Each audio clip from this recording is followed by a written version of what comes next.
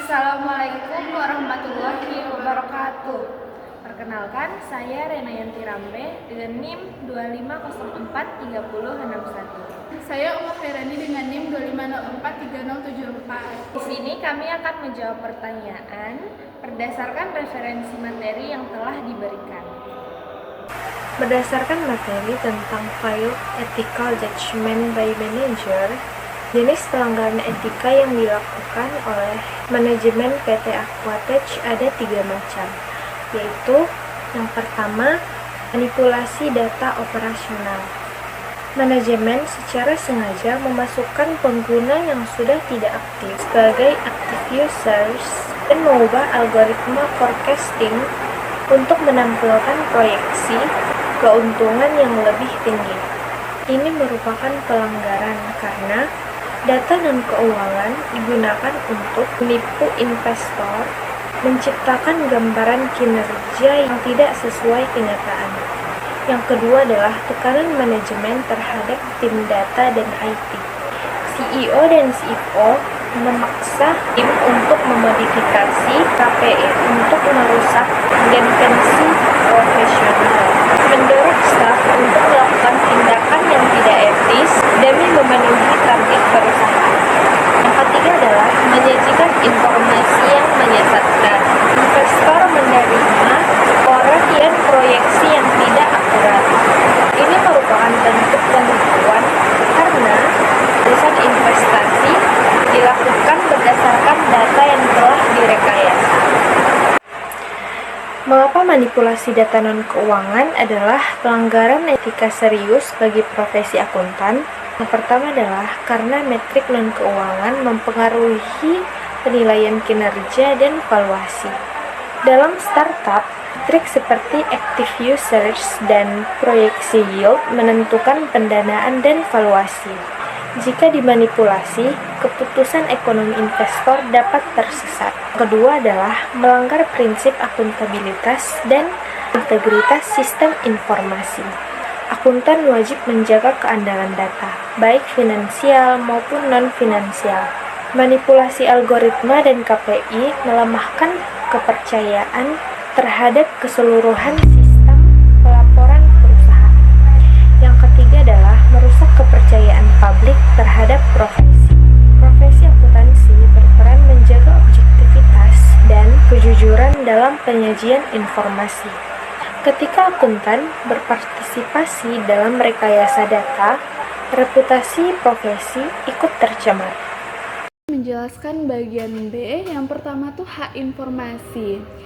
Jadi pelanggaran privasi data di mana PT Aquatech secara jelas melanggar hak informasi pengguna. Mereka mengumpulkan data sensitif seperti transaksi keuangan, lokasi tambak, skor kredit, dan menjualnya kepada pihak ketiga atau perusahaan asuransi tanpa informat concern yang jelas dari pembudidaya, lalu melanggar Fair Information Practice. Yang kemungkinan besar PT Aquatech gagal memberikan pemberitahuan yang jelas dan mudah dipahami mengenai tujuan penjualan data. Pembudidaya tidak diberikan pilihan eksplisit untuk menolak penggunaan data mereka untuk tujuan pemasaran pihak ketiga. Meskipun datanya agregat, jika mudah diidentifikasi, itu melanggar kewajiban perusahaan untuk menjaga kerahasiaan dan keamanan data individu. Yang kedua, kualitas sistem. Dampak pada integritas sistem informasi, penyesuaian algoritma forecasting untuk melebih-lebihkan yield sebesar 30% secara sengaja merusak integritas sistem PT Aquatech.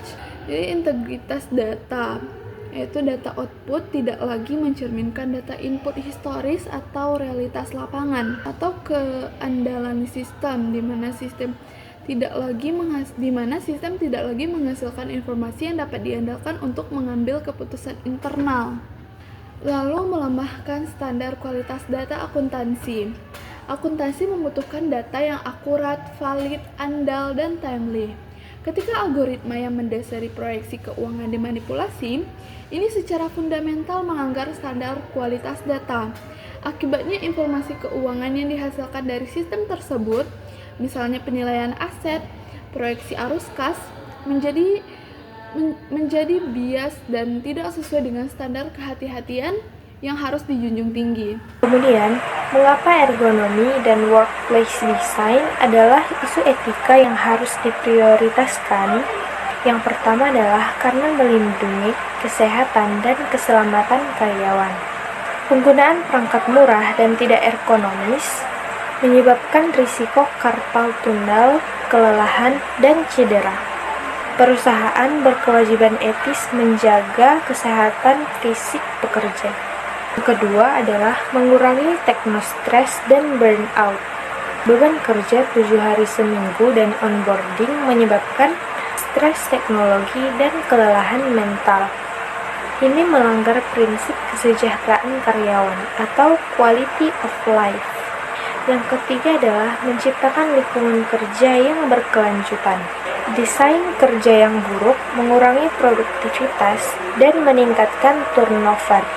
Secara etis, perusahaan teknologi harus memastikan lingkungan kerja yang manusiawi dan berkelanjutan.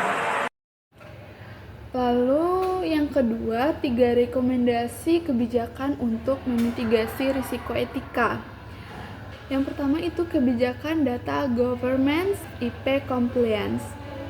Menerapkan kebijakan pengumpulan, penggunaan, dan penyimpanan data sesuai prinsip Fair Information Practice, termasuk persetujuan tertulis, pembatasan akses, dan pelarangan penjualan data tanpa izin. Yang kedua, audit sistem informasi secara berkala. Melakukan audit algoritma, KPI dashboard, dan ERP sehingga data tidak bisa dimodifikasi tanpa jejak, seperti meningkatkan integritas dan akuntabilitas sistem. Lalu kesejahteraan karyawan, yaitu program ergonomi dan perlindungan kerja lapangan. Penyediaan perangkat ergonomis, rotasi kerja, jam kerja wajar, dan pelatihan penggunaan teknologi yang sehat, karena dapat mengurangi teknostres, risiko fisik, dan burnout. Sekian penjelasan dari kami. Assalamualaikum warahmatullahi wabarakatuh.